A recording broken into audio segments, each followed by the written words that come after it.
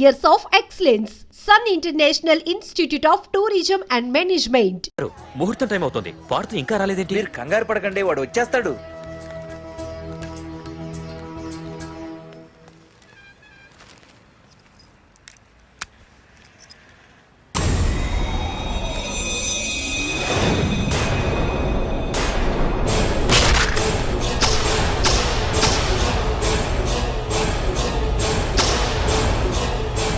అగ్గిపెట్టి తీసుకో.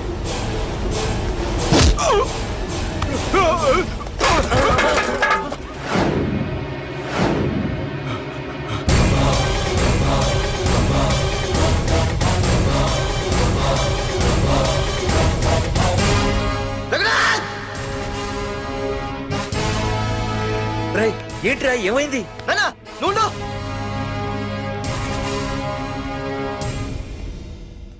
రఘునాథ్, నీకు ఆ రోజే చెప్పాను, నీకేమైనా అభ్యంతరం ఉంటే ముందే చెప్పమని. ఇలా వెనక నుంచి పొడిపించడాలు నరికించడాలు నాకు నచ్చవు. ఒక పక్క ఎంగేజ్మెంట్ ఫంక్షన్ అని బిల్డప్ ఇస్తూనే మరో పక్క నన్ను చంపించడానికి ట్రై చేస్తున్నావు. హే పార్థు, ఏం మాట్లాడుతున్నావు? నిజం మాట్లాడుతున్నాను, చెప్పరా చెప్పు. మీరే కదా నన్ను చంపేమంది. నేను చంపమంటావు ఏంట్రా? పార్థు నా కాబోయే అల్లుడు. అయ్యా, మీరు అమెరికా వెళ్తూ ఒక కవర్ ఇచ్చారు కదయ్యా. అవును ఇచ్చాను. ఆ కవర్ లో ఈ బాబు ఫోటోనే ఉందయ్యా. ఏంటి? పార్థు ఫోటో ఉందా? అవునయ్యా. మళ్ళీ కొత్త నాటకమా? నాటకం ఏంట్రా నాటకం? నీకు ప్రకాష్ కు గొడవలు ఏమైనా ఉన్నాయా? వాడెవడు? హైదరాబాద్ సిటీ మొత్తాన్ని కను సైకిల్తో శాసించే కింగ్ మేకర్ ప్రకాష్. ప్రతి ఏరియాలోనూ వాడికి బ్రాంచులున్నాయి. ఇక్కడ వాడికి ఏమైనా పనులుంటే నేను చేసి పెడతాను. అక్కడ నాకేమైనా పనులుంటే వాడు చేసి పెడతాడు. మొన్న అమెరికా వెళ్లే హడావిడిలో వాడు పంపిన కవర్లో ఎవరి ఫోటో ఉందో చూడలేదు. ఆ కవర్లో నీ ఫోటో ఉందంటే వాడికి నీకు ఏదో ఉంది. చూడండి, ఆ ప్రకాష్ ఎవడో, వాడి దగ్గరికి నా ఫోటో ఎలా వెళ్ళిందో కూడా నాకు తెలియదు. పార్థు, ప్రకాష్ టార్గెట్ పెట్టాడంటే ఆకలితో ఉన్న సింహం వేటకు బయలుదేరినట్టే. ఇప్పటికే నీ ఫోటో అన్ని ఏరియాలకు వెళ్ళుంటుంది. చూడు పార్థు, ఒక తండ్రి ఎలా ఆలోచిస్తాడో నువ్వు ఆలోచించి ఆ రోజు నా కూతుర్ని ప్రేమించడానికి నా దగ్గర పర్మిషన్ అడిగావు. అలాగే ఈరోజు ఆలోచించు. చూస్తూ చూస్తూ రేపో మాపో చావబోయేవాడికి నా కూతుర్నిచ్చి దాని జీవితం నాశనం చేయలేను. నా కూతుర్ని మర్చిపో. మీరు మర్చిపోమంటే మర్చిపోవడానికి, వాడెవడో వచ్చి చంపేస్తానంటే చచ్చిపోవడానికి నేనేం చేతగాని వాడిని కాదు. పార్థసారథి.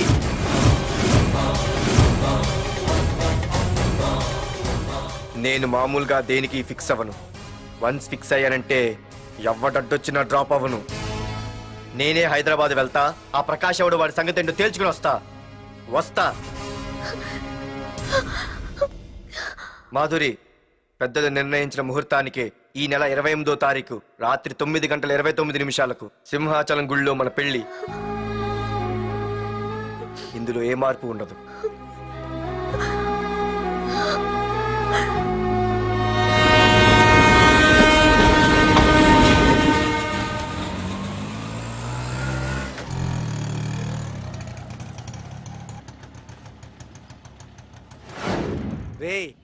కండ్లు ఎక్కువ పెంచితే పక్షవాత వస్తుందట్రా. ఏరా మామా, ఏంటి మళ్ళీ సస్పెండ్ అయ్యావా? సస్పెండ్ అయితేనే కదా హైదరాబాద్ వచ్చేది. ఏంట్రా అలా ఉన్నావు? ప్రకాష్ అంటే ఎవడ్రా? వాడెందుకు ఇప్పుడు నన్ను చంపడానికి ట్రై చేస్తున్నాడు. వాడు నిన్ను చంపడానికి ట్రై చేయటం ఏంట్రా? అదే నాకు అర్థం కావట్లేదు. ఒరేయ్, ఆ రోజు మార్కెట్ లో కొట్టావు చూడు, వాళ్ళు ప్రకాష్ మనుషులేరా? ఇవన్నీ వాళ్ళకి మామూలేరా. కొడతారు, కొట్టించుకుంటారు, చంపుతారు, చేస్తారు. అంతెందుకు, మన స్టేషన్కి వెళ్ళే దారిలో రోడ్డు పక్కన ఆ ప్రకాష్ తమ్ముని ఎవరో చంపి పడేశారు తెలుసా? పేపర్లో కూడా పడింది. రే, ఆ పేపర్ ఉందా?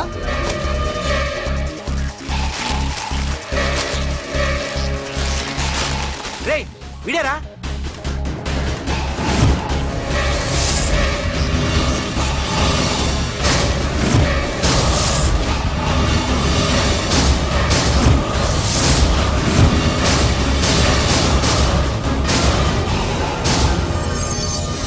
ఆ రోజు మా నాన్న ఫోన్ రాగానే నేను వైజాగ్ వెళ్ళటానికి స్టేషన్కి బయలుదేరాను.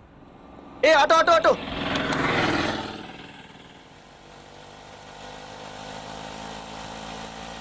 ఈడిని మాత్రం వదలకూడదు.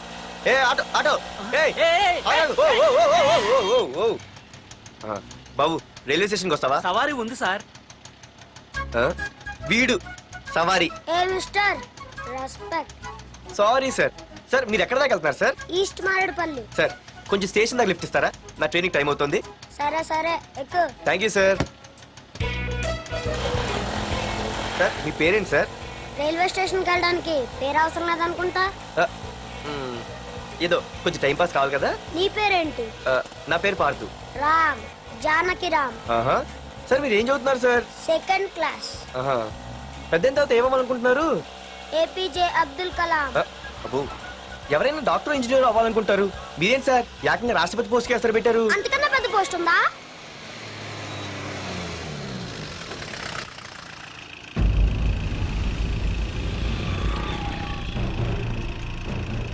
అన్నా అన్నా వాడే అన్న ఆ రోజు మార్కెట్లో నన్ను మన వాళ్ళని కొట్టింది. వాడు మన ఏరియాకి వచ్చి మన వాళ్ళనే కొట్టాడంటే అది మన ఇజ్జత్కే సవాలన్నా. అన్ని వేసేయాలన్నా. అన్నా మిస్ అయిపోతున్నాడన్నా.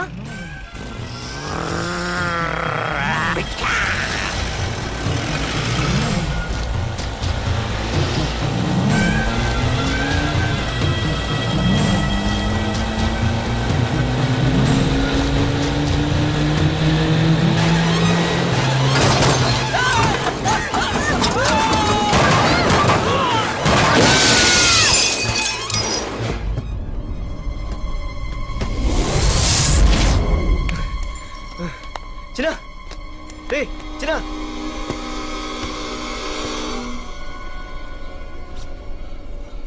రే చిన్న చిన్న.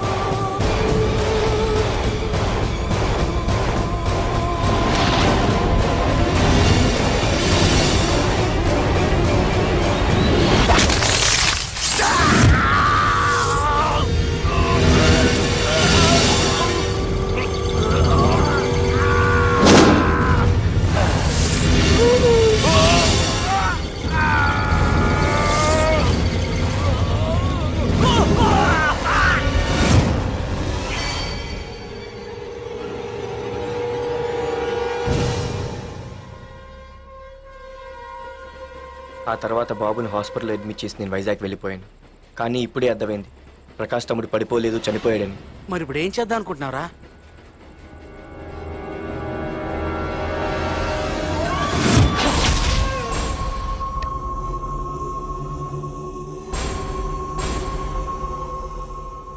బాగున్నాడు కదరా కుర్రాడు. అవనా చాలా స్మార్ట్గా ఉన్నాడు.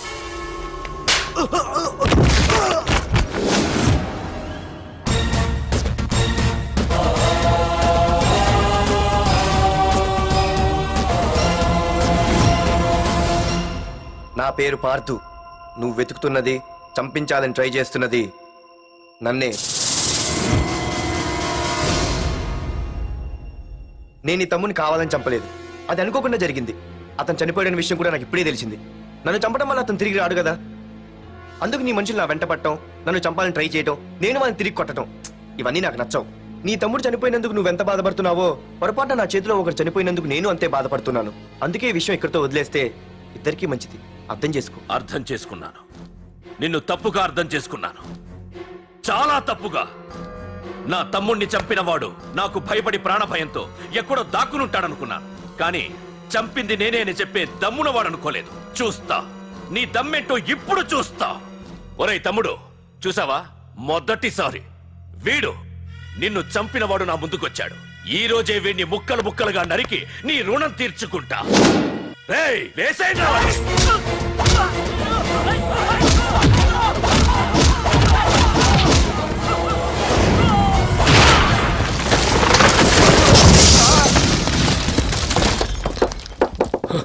రే ప్రకాష్, నాకు సైలెన్స్ అన్నా వైలెన్స్ అన్నా అస్సలు నచ్చవు. పొర్రపాటున మొదలు పెట్టానంటే కథలు కథలుగా చెప్పుకుంటారు.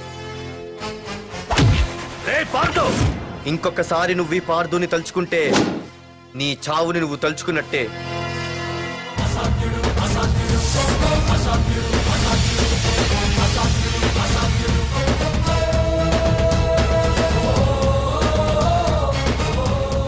మా బామ్మ పిడుగు శబ్దం వినాలి కానీ చూడకూడదనేది.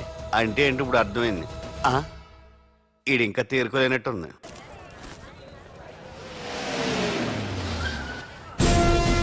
ఎక్కడి నుంచి వస్తున్నావు? నాకు తెలుసు, ప్రకాష్ దగ్గర నుంచి కదూ. తంబు మర్డర్ కేసు ఇన్వెస్టిగేషన్ చేసింది నేనే. అతన్ని నేను కావాలని చంపలేదు సార్. ఒక కుర్రాన్ని కాపాడే ప్రయత్నంలో అలా జరిగింది. తెలిసి చేసినా తెలియక చేసినా తప్పు తప్పే అని ఫీల్ అయ్యాను. అందుకే ఆ ప్రకాష్ని కలవడానికి వెళ్ళాను. తంబుని చంపటం తప్పు కాదు పార్థు. మర్డర్ చేయడం తప్పు కాదంటున్నాడేంటని ఆశ్చర్యంగా ఉందా? రా బండెక్కు. నాకంతా తెలుసు పార్థు, నీ తప్పేం లేదు. దిగు.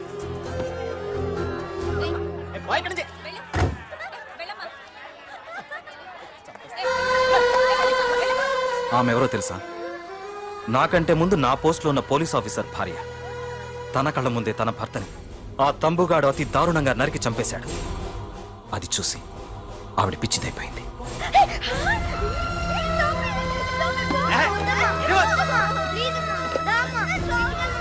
ఆ కుర్రాడు ఆవిడ కొడుకు. చదువుకుంటూ ఆడుకోవాల్సిన వయసులో తన పిచ్చి తల్లిని జాగ్రత్తగా చూసుకోవడానికి రోడ్డున పడ్డాడు. ఆ పెద్దాయన్ని చూడు.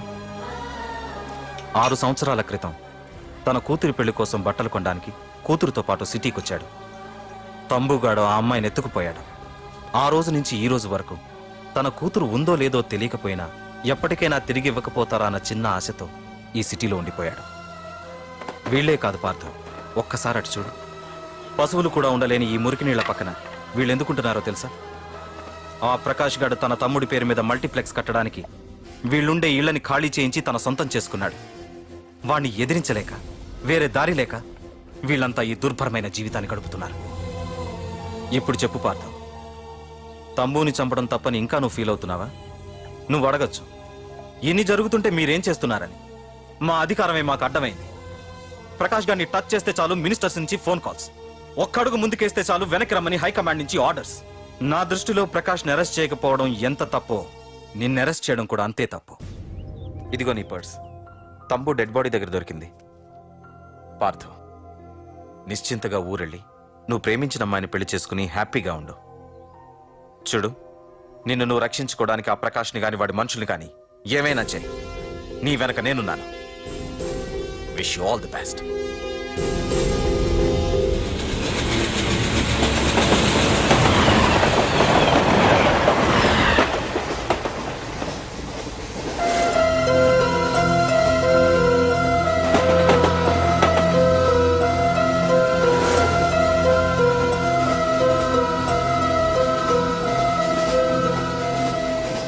సార్ సార్ ఆకలి వేస్తుంది sir, please sir.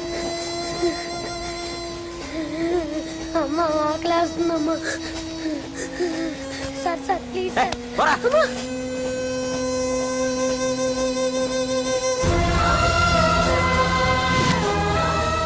APJ Abdul Kalam.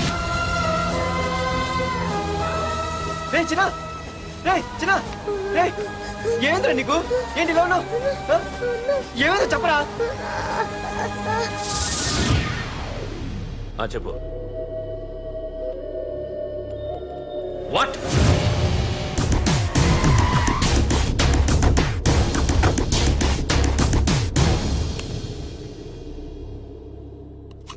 అన్నా, తమ్ముడిని చంపింది వరదరాజులు కాదన్నా, ఓ కాలేజీ కుర్రాడు. ఎవడ్రా? ఎక్కడ ఉంటాడు వాడు? చెప్పు. పేషెంట్ ని డిస్టర్బ్ చేయకండి. అతను ఇప్పుడే కోమా నుంచి కోలుకున్నాడు. చనిపోయే ప్రమాదం ఉంది. రే, నా తమ్ముడు ఆల్రెడీ చచ్చిపోయాడు రా. వెళ్ళు. చెప్పు. అన్నా, ఆడెక్కడ ఉంటాడో తెలియదు కానీ వాడితో పాటు స్కూల్ కుర్రాడు కూడా ఉన్నాడన్నా. రేయ్ వీడిని బండి ఎక్కించండి. అలాగేనా?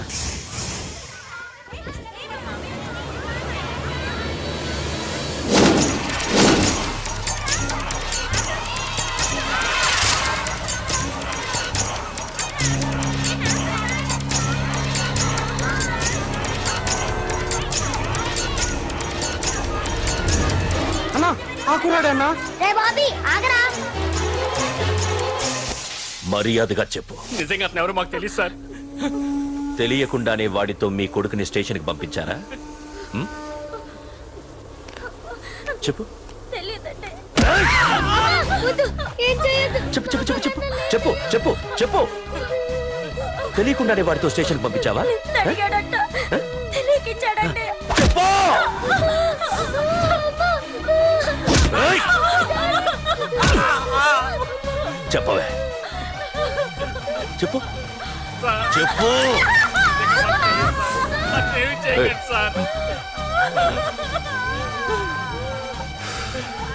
ఇప్పుడు చెప్తా. చెప్పు మమ్మల్ని వదిలేయండి సార్ ప్లీజ్. చెప్పు చెప్పు. మాకు తెలియదు తెలీదా? సార్. చెప్పు చెప్పు. ఏయ్, చెప్పు. డాడీ ఏయ్!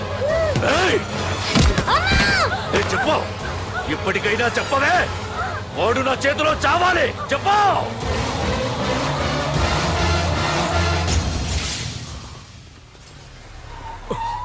సార్ వాడి గురించి ఇన్ఫర్మేషన్ తెలిసింది సార్. ఇది వాడి ఫోటో. అన్నా వీడే నా తమ్ముడు చంపింది వీడే.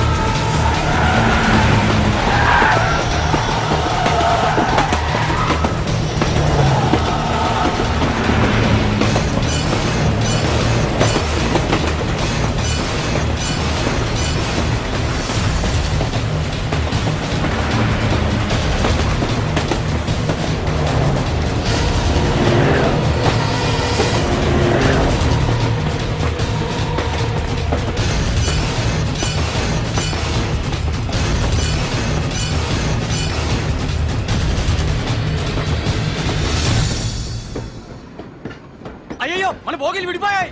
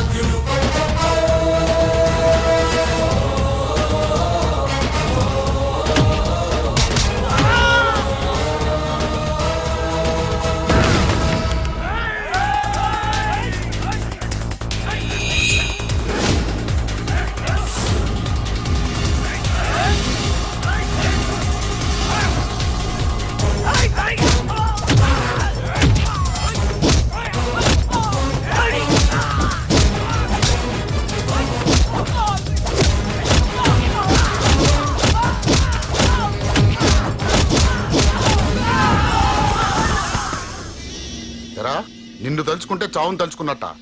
అంత మగాడివా? ఇప్పుడు తలుచుకోరా ఎవరిని తలుచుకుంటావు.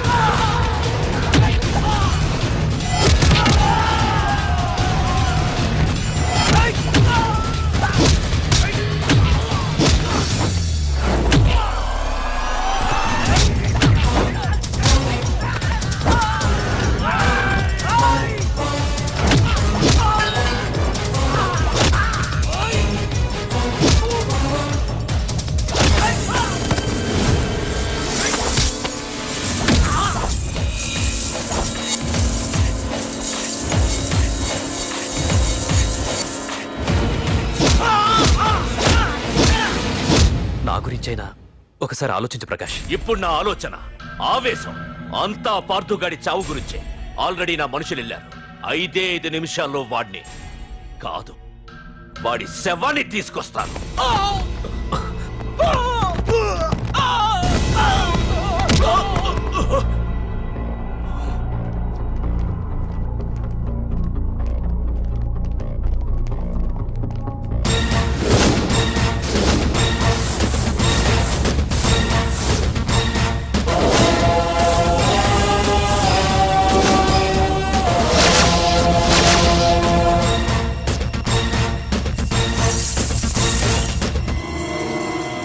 పార్థు, రేయ్, నువ్వు జీవితంలో ఏ తప్పైతే చేయకూడదు అదే చేశావు.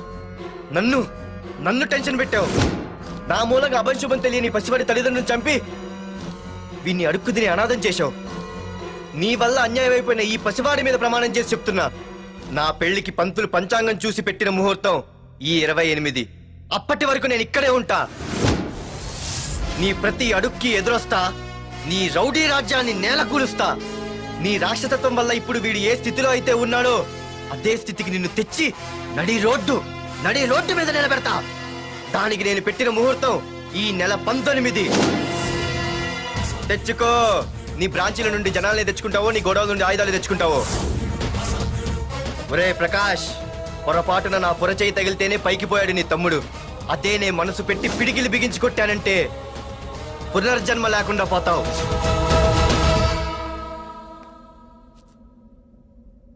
మళ్ళీ చెబుతున్నా, నేను ఒంటరి. నీ మనుషులు 100లైనా 1000లైనా ఏరి పారేస్తా.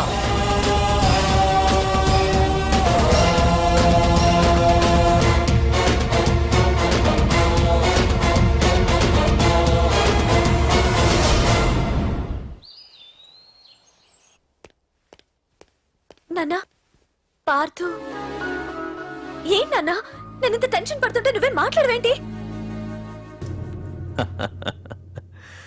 పార్థు తనని నమ్ముకున్న వాళ్ళ